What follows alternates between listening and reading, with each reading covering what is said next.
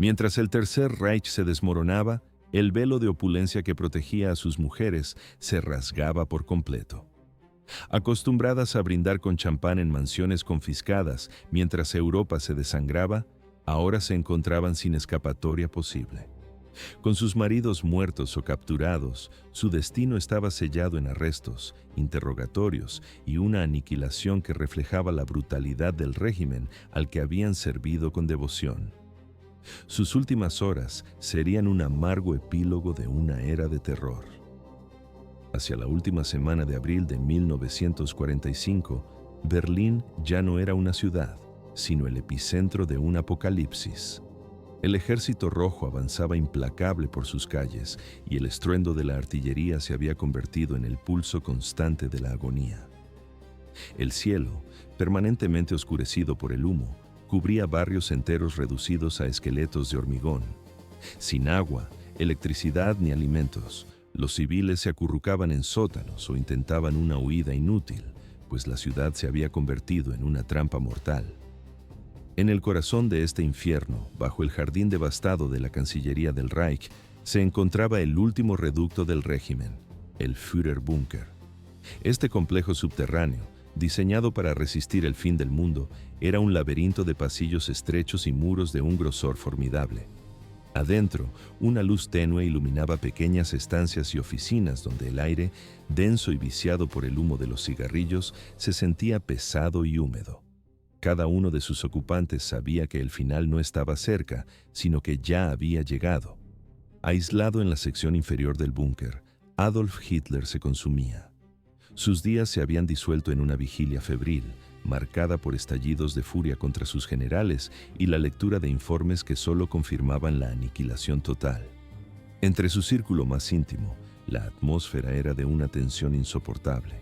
Las conversaciones se reducían a susurros nerviosos en los rincones, y el miedo crecía con cada vibración que llegaba desde la superficie. Cada explosión en el exterior era un martillazo que sellaba su tumba. El mundo exterior se desmoronaba con cada explosión, cada temblor que sacudía los cimientos del búnker. En ese abismo de hormigón se representaba un último y macabro acto de normalidad. El 29 de abril de 1945, Hitler contrajo matrimonio con Eva Braun en una breve y sombría ceremonia. Ella, su compañera durante años, había permanecido siempre en un segundo plano, alejada de la vida pública. Unos pocos ayudantes, entre ellos Joseph Goebbels y Martin Bormann, actuaron como testigos de aquella unión final. Esa misma noche, Hitler dictó su testamento, un documento que no era una rendición, sino un grito de desafío. Culpaba de la derrota a la traición de sus propios oficiales y juraba que jamás sería capturado con vida. La tarde siguiente, el 30 de abril, la pareja se retiró a su estudio privado para no volver a salir. Eva Braun ingirió una cápsula de cianuro, mientras que Hitler se disparaba en la sien derecha con su pistola. Sus cuerpos fueron descubiertos poco después. Siguiendo órdenes precisas, los envolvieron en mantas, los subieron al desolado jardín de la Cancillería y los incineraron con gasolina. Mientras el olor a pólvora se mezclaba con el humo, las fuerzas soviéticas se encontraban a solo unos metros. Pero el horror no había terminado con la muerte del Führer. Magda Goebbels, la esposa del ministro de propaganda, también se encontraba allí, habiendo llegado semanas antes con sus 6 hijos, cuyas edades oscilaban entre los 4 y los 12 años. Su lealtad a Hitler era absoluta, una devoción tan profunda que creía que un mundo sin él carecía de sentido, tanto para ella como para su descendencia. A pesar del colapso de Berlín sobre sus cabezas, Magda mantenía a los niños impecablemente limpios y vestidos, intentando proyectar una calma que contrastaba con el miedo palpable del entorno.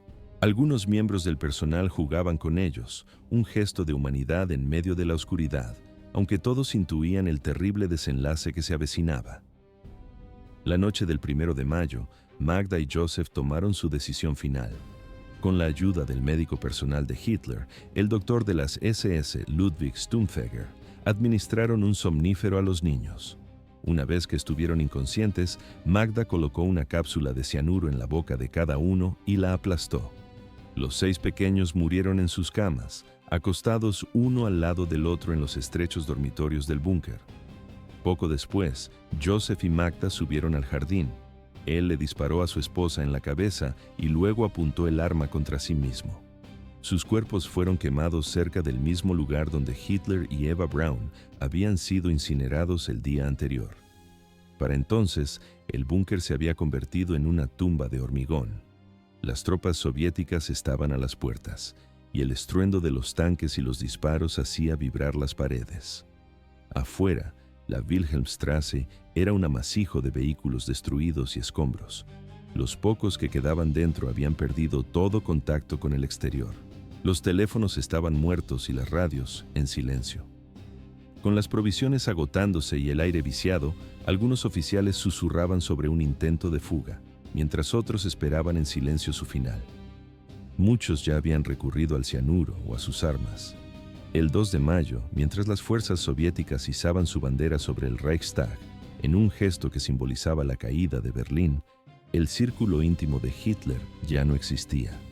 Estaban muertos, desaparecidos o capturados. A medida que la noticia se extendía por el país, una ola de suicidios recorrió las filas de generales, oficiales de las SS y sus familias, un eco final del colapso de un régimen que se extinguía en el silencio y la desesperación.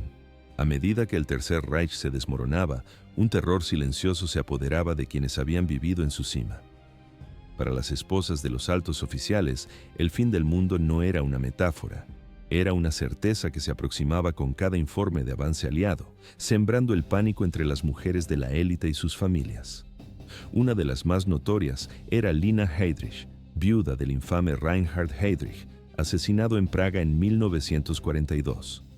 Tras la muerte de su esposo, había vivido una existencia privilegiada en el sur de Alemania, sostenida por el Estado, dueña de una casa en Fichten y protegida por sus influyentes contactos políticos. Pero con la llegada de mayo de 1945, ese mundo se evaporó. Un pavor helado la consumía. Temía que la resistencia checa viniera a cobrar su venganza y que las fuerzas soviéticas que avanzaban por la región no mostraran piedad. En lugar de huir del país, Lina se dedicó a borrar el pasado. Con manos temblorosas, destruyó una pila de documentos privados, cartas y archivos que vinculaban a su marido con las operaciones de las SS y la Gestapo. Una vez que las cenizas se enfriaron, tomó a sus hijos y huyó hacia el norte, buscando el anonimato en la remota isla de Fehmarn, donde esperaba que las sombras la ocultaran de la historia. Mientras tanto, en la ciudad portuaria de Kiel, los últimos vestigios de la cúpula naval alemana se desintegraban. El 3 de mayo de 1945, el general Hans-Georg von Friedeburg, comandante de la Kriegsmarine bajo el almirante Karl Dönitz, rindió formalmente la armada alemana a las fuerzas británicas. La noticia se extendió como la pólvora y apenas unas horas después de la capitulación, su esposa, cuyo nombre nunca quedó registrado en los documentos públicos, se quitó la vida. El método exacto se desconoce, pero su muerte fue confirmada por los oficiales británicos que ocupaban la zona. Simplemente no pudo soportar la realidad de que el mando de su esposo y su mundo entero habían desaparecido. 20 días después, el 23 de mayo, tras saber que sería entregado a los investigadores aliados de crímenes de guerra, el propio von Friedeburg seguiría su ejemplo. Más al noreste, en la localidad de Stendal, las tropas estadounidenses arrestaron a Margareta Speer, esposa de Albert Speer, el ministro de Armamento y Producción de Guerra de Hitler. No sufrió daños ni se presentaron cargos en su contra, pero la seriedad de la detención era innegable, dada la posición central de su marido. Los soldados la separaron de sus hijos, registraron su hogar y la sometieron a largos interrogatorios, buscando cualquier detalle que hubiera visto u oído. Margareta guardó silencio durante la mayor parte del proceso. Su vida, desde ese instante, cambiaría para siempre. Escenas como estas se repetían por toda Alemania, pero en pocos lugares alcanzaron la escala de Demmin, Neustrelitz o ciertos distritos de Berlín. Solo en Demmin, cerca de 900 personas, en su mayoría mujeres y niños, murieron en cuestión de días. Algunos se ahogaron en las frías aguas del río Pin. Otros recurrieron al veneno, a los cuchillos o incluso al fuego. No todos eran nazis de alto rango, Pero el miedo a la llegada de los soldados soviéticos, alimentado por rumores de violencia y venganza, se había convertido en una histeria colectiva. Entre las esposas de los oficiales nazis, el suicidio trascendía el mero deseo de eludir el castigo. Era percibido como un último acto de lealtad retorcida. Algunas sentían que habían fracasado ante Hitler y el Reich. Otras estaban tan adoctrinadas que la vida bajo la ocupación aliada les resultaba insoportable. En sus mentes, la rendición significaba la deshonra y un juicio, la vergüenza pública. La simple conexión con la élite nazi, aunque solo fuera por matrimonio, era ahora una sentencia de muerte social y para muchas, literal. En algunos casos, las esposas suplicaban a sus maridos que acabaran con sus vidas. En otros, actuaban solas. Familias enteras perecieron juntas en pueblos donde las SS habían gobernado con puño de hierro durante años. Al concluir la primera semana de mayo, Alemania era un país sembrado de fosas comunes que no provenían del combate, sino del suicidio. Cada tumba contaba una historia distinta, una de culpa, otra de miedo y muchas más de una lealtad ciega a un régimen que ya no existía. Y mientras estas tragedias silenciosas se multiplicaban, el 8 de mayo, Alemania firmaba su rendición incondicional. En las cenizas aún calientes de Europa, un silencio inquietante reemplazó al estruendo de la artillería.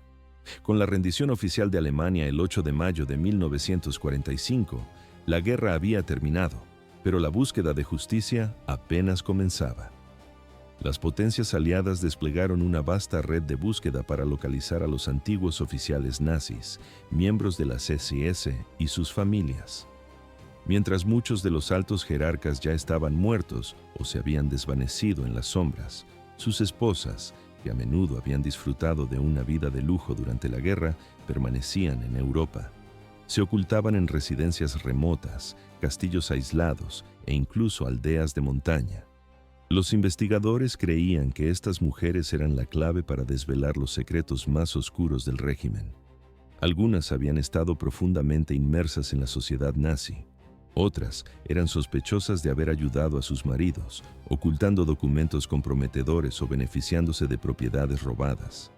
Aunque no hubieran cometido crímenes directos, los aliados las consideraban testigos cruciales, piezas vivas de un rompecabezas macabro. Una de las primeras en caer fue Ilse Hess, esposa de Rudolf Hess, quien había sido lugarteniente de Hitler antes de su enigmático vuelo a Escocia en 1941 en un intento fallido de negociar la paz. Mientras su marido pasaba el resto de la guerra como prisionero británico, Ilse permaneció en Alemania, moviéndose en los círculos más íntimos del poder nazi. Asistía a reuniones, apoyaba organizaciones benéficas del partido y mantenía una correspondencia constante con su esposo en prisión. A finales de mayo de 1945, las tropas estadounidenses la encontraron en el sur de Baviera y procedieron a su arresto. Aunque no fue acusada de crímenes de guerra, los oficiales aliados estaban convencidos de que su lealtad a la ideología nazi nunca había flaqueado. Tras su liberación, Ilse Hess fue borrada de la vida pública. Se le prohibió poseer tierras, publicar escritos políticos o hablar en eventos. Su destino era solo el comienzo. En junio de ese mismo año, los soldados aliados irrumpieron en el castillo de Fischhorn, en la majestuosidad de los Alpes austriacos, para capturar a Emmy Göring, la esposa de Hermann Göring. Durante la guerra, Emmy había vivido como la realeza, envuelta en las mejores sedas, asistiendo a ceremonias junto a Hitler y residiendo en mansiones repletas de arte y mobiliario de valor incalculable. Poco después de su arresto, su marido se rindió y fue enviado a enfrentar su juicio en Nuremberg. Emmy fue trasladada a un centro de detención, donde fue separada de su hija, Eda, durante varios meses de angustia. Todas sus pertenencias fueron confiscadas. Las mismas personas que antes la reverenciaban ahora la ignoraban o la señalaban en la calle como una criminal. Cuando fue liberada en 1948, ya no era un símbolo de elegancia, sino el rostro de un régimen terrible. Vivió el resto de su vida en Múnich, en una discreción impuesta y bajo la vigilancia del gobierno, lejos del esplendor que una vez conoció. La red de los aliados se extendió también hasta Elsa von Greifenberg, esposa del general de las SS Karl Wolff. Su marido había sido un colaborador cercano de Himmler, un eslabón clave en la comunicación entre Hitler y las SS. Sin embargo, a principios de 1945, Wolf había establecido contacto secreto con oficiales estadounidenses en Suiza para facilitar la rendición de las tropas alemanas en el norte de Italia, en una operación clandestina conocida como Amanecer. Debido a esta delicada negociación, los aliados sospechaban que Elsa podría conocer detalles de vital importancia. Fue arrestada en junio de 1945 y llevada a un campo cerca de Múnich. Durante los interrogatorios, insistió en que nunca se había involucrado en política y que su único foco había sido su hogar. Pero los documentos contaban una historia diferente, revelando su asistencia a numerosos eventos de las SS y sus amistades personales con las esposas de otros altos mandos nazis. Aunque no se presentaron cargos en su contra, se le prohibió regresar a su antigua finca y sus propiedades fueron confiscadas por las fuerzas de ocupación.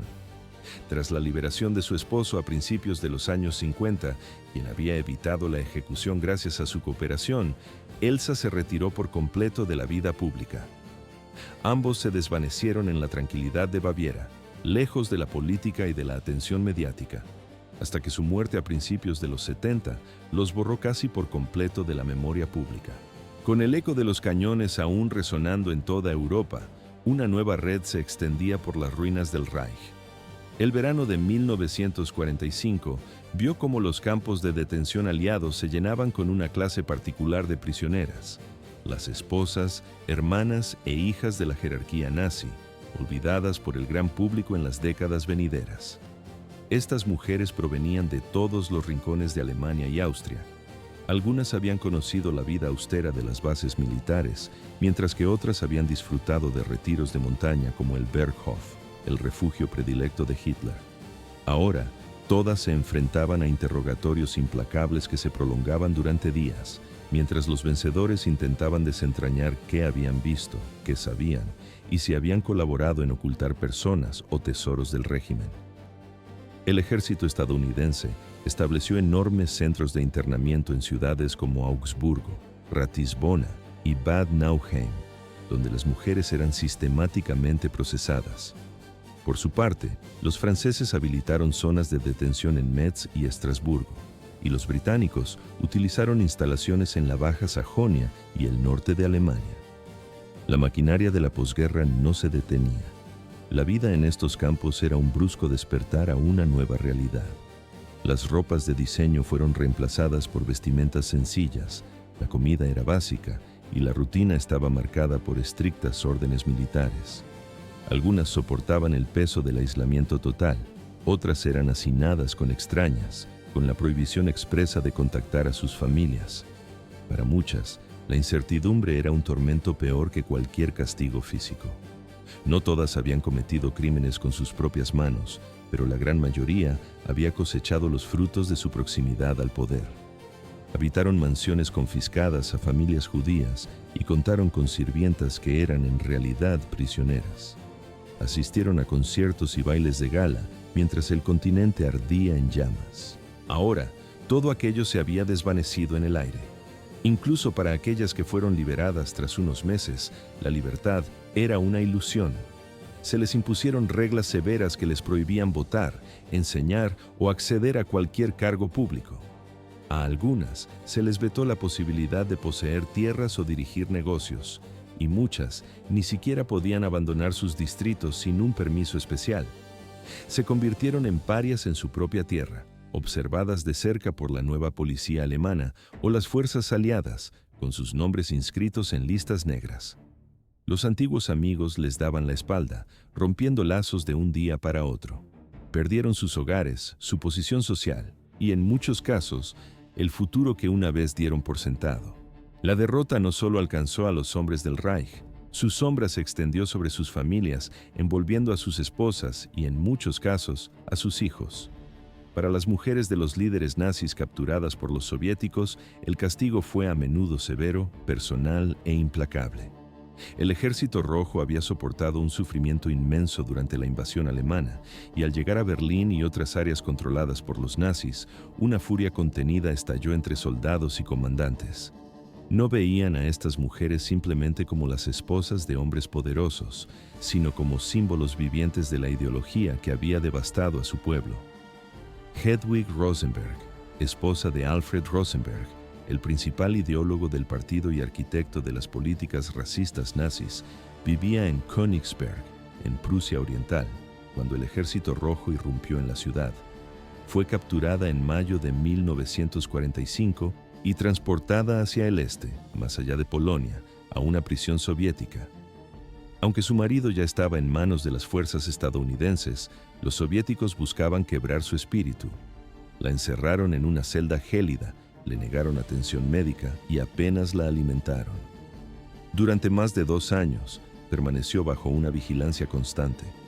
Cuando finalmente fue liberada en 1947, descubrió que no tenía un hogar al que volver. Königsberg había sido absorbida por la Unión Soviética y rebautizada como Kaliningrado. Su destino era un eco de lo que ocurría en incontables pueblos y ciudades. En las calles de los territorios ocupados por los soviéticos, la venganza adoptó una forma pública y brutal. Esposas, secretarias e incluso parientes de oficiales de las SS eran arrancadas de sus hogares y exhibidas por las calles. Los civiles, muchos de los cuales lo habían perdido todo en la guerra, participaban activamente en estos actos. A algunas mujeres las despojaban de sus ropas y les rapaban el cabello frente a multitudes enardecidas. Otras eran golpeadas, pateadas y escupidas antes de ser entregadas a los guardias soviéticos. Aunque estos actos no emanaban de órdenes militares oficiales, su ocurrencia fue tolerada en numerosas áreas. Simplemente no existía compasión alguna para estas mujeres. Las prisiones soviéticas no las consideraban prisioneras de guerra, sino enemigas, a veces incluso más odiadas que los hombres que ya habían caído. En el caos de una Europa de posguerra, sus derechos simplemente se desvanecieron. Muchas de ellas jamás fueron registradas oficialmente, convirtiéndose en fantasmas de un sistema que las había desechado. Mientras estas mujeres desaparecían en el anonimato de la venganza, un nuevo tipo de justicia, formal y metódica, comenzaba a tomar forma en los tribunales de Nuremberg. Más allá del resplandor de las luces del tribunal de Nuremberg, donde el mundo era testigo de las atrocidades del régimen, se desarrollaba un drama silencioso. En edificios cercanos y vigilados, las esposas de los acusados vivían su propio juicio, uno sin jueces ni jurado, pero cargado de incertidumbre y aislamiento. La esposa de Hermann Göring, Emmy, habitaba una casa segura a poca distancia del proceso, confinada bajo la mirada incesante de guardias militares estadounidenses. Sus peticiones para visitar a su marido se estrellaban una y otra vez contra un muro de negativas. Nunca se le permitió entrar en la prisión. A veces, envuelta en ropas oscuras y oculta tras unas gafas de sol, se aventuraba a caminar cerca del Palacio de Justicia, un intento desesperado por sentir su proximidad, evitando a toda costa ser reconocida por la prensa o los civiles. Las cartas que le escribía rara vez llegaban a su destino, víctimas de la censura o simplemente perdidas en el sistema. Cuando la sentencia de muerte de Göring fue dictada el 1 de octubre de 1946, nadie se lo comunicó directamente. Solo supo la verdad cuando la noticia del suicidio de su esposo en su celda, la noche del 15 de octubre, se hizo pública, un eco final y brutal de su separación. Mientras tanto, en otro centro de detención, Margareta, la viuda de Heinrich Himmler, enfrentaba interrogatorios continuos. Aunque su marido se había quitado la vida en mayo de 1945, los aliados la consideraban un testigo clave. Recluida en una instalación militar estadounidense, se aferraba a una versión de la realidad que se desmoronaba en la sala del tribunal. Sostenía que su esposo había sido un buen hombre, declarando por escrito no tener conocimiento alguno de los campos de concentración o las ejecuciones. Los investigadores encontraban su negación difícil de creer, dada su cercanía con las familias de las SS y los privilegios que había disfrutado. Tras meses de vigilancia, fue puesta en libertad a principios de 1946, pero la verdadera condena la esperaba fuera. Amenazada por civiles alemanes y grupos antinazis, se vio forzada a cambiar de nombre y a desaparecer, borrándose a sí misma de la vida pública. Murió en 1967, sin un obituario que la recordara, sin un reconocimiento oficial que marcara su paso por el mundo. La experiencia de Margaretta Spare, sin embargo, tomaría un rumbo ligeramente distinto. Su esposo, Albert, fue uno de los pocos acusados que admitió una culpa parcial, aceptando la responsabilidad moral por el uso de mano de obra forzada. Tras ser condenado a 20 años en la prisión de Spandau, a Margaretta se le concedió un breve encuentro en una zona de visitas vigilada. Fue un momento corto, formal, con la prohibición expresa de llevar a sus hijos o hablar de política. Una vez confirmada la sentencia, regresó a casa para criar a sus hijos en solitario, cargando con el estigma perpetuo de su apellido y viviendo con medios limitados bajo la supervisión de las autoridades alemanas durante varios años. Cuando su esposo fue liberado en 1966, ella apoyó su reinserción en la sociedad, pero siempre desde la sombra. Tras la muerte de Albert en 1981, continuó su vida discreta en Heidelberg, falleciendo en 1987, recordada solo por aquellos que conocieron su silenciosa lealtad. Cuando el estruendo de los juicios de Nuremberg se apagó en 1946, un silencio áspero se instaló sobre Alemania. Para las mujeres que habían formado parte de la élite nazi, la caída fue aún más profunda. Con el país dividido y las ciudades en ruinas, la vida cotidiana era una lucha incluso para el ciudadano común, pero para ellas, la supervivencia venía acompañada del estigma. Rechazadas por sus vecinos, se les negaba el trabajo y eran tratadas con una sospecha helada. Los viejos privilegios se habían desvanecido, dejando solo el peso de un apellido infame en una nación que buscaba desesperadamente borrar su pasado. Sus reputaciones, como sombras, las seguían a todas partes.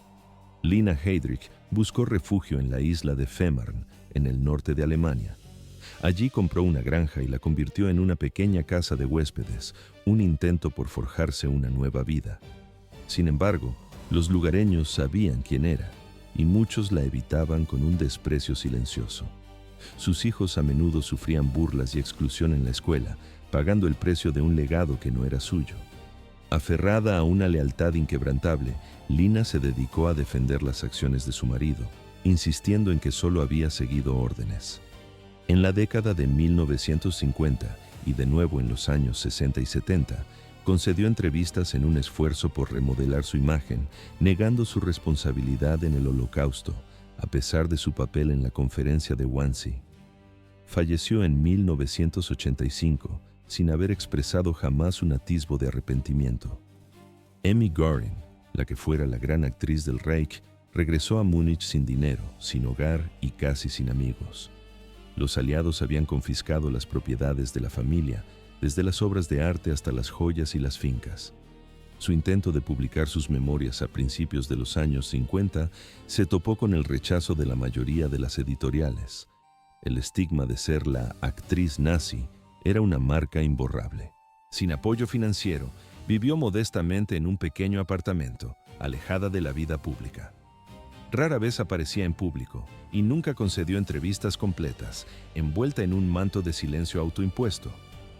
Murió en Múnich el 8 de junio de 1973 y su funeral se celebró en la más estricta intimidad. Ilse Hess, sin embargo, eligió un camino muy diferente. Se mantuvo ferozmente leal a la memoria de su esposo y se convirtió en una figura activa en los círculos de extrema derecha. A principios de los 50, comenzó a escribir para revistas nacionalistas, donde defendía a Hitler y sostenía que Rudolf solo había intentado negociar la paz con Gran Bretaña. Convencida de que estaba encarcelado injustamente en Spandau, exigió su liberación incansablemente. A pesar de tener prohibida la participación en actos políticos, continuó su lucha hasta su muerte en 1995, una llama de fanatismo que nunca se extinguió. Otras esposas se enfrentaron a destinos similares de pobreza, rechazo y sospecha constante. Algunas cambiaron sus nombres, otras se mudaron a zonas rurales para eludir la atención, desapareciendo de la vida pública para siempre. Pero el peso de ese legado recayó con más fuerza sobre sus hijos. Muchos optaron por romper por completo con el pasado, cambiaron sus apellidos y se trasladaron al extranjero, buscando un nuevo comienzo en Estados Unidos, Canadá o Sudamérica. La herencia nazi había marcado a sus familias para siempre, y la mayoría eligió el silencio como única escapatoria. Hacia el final del siglo XX, casi todas las esposas de la cúpula nazi habían desaparecido. Sus muertes pasaron prácticamente inadvertidas, sin monumentos, sin honores y sin la menor muestra de simpatía. Sus vidas, que habían comenzado con poder y privilegios, terminaron en el silencio, la vergüenza o la negación. Para Alemania, no eran más que un capítulo que la nación ansiaba cerrar para no volver a abrirlo jamás.